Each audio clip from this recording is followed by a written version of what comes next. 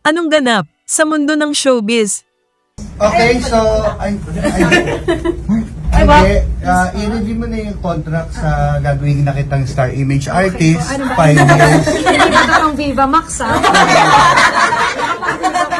Gagawin na kitang artist, so ang una mong project yun, ba't mo nalaman na i-ano kita sa Viva Max? Oo, kausap ko na si Boss Vic eh. Viva Max. Hindi, contract nila yan sa Smile 360 Dental Clinic. Mukhang exciting ang bagong yugto sa buhay ni Angelica Yulo bilang endorser ng Smile 360 Dental Clinic.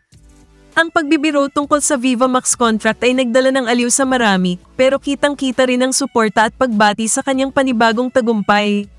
Gayunpaman, hindi rin maiiwasan ang ilang kritisismo mula sa mga netizens, lalo na tila may mga naghuhusga na nakuha na niya ang atensyong nais niya simula nang pumutok ang issue sa pera ni Carlos Yulo. Ano man ang opinyon ng publiko, siguradong magiging usap-usapan pa rin ito sa mga susunod na araw.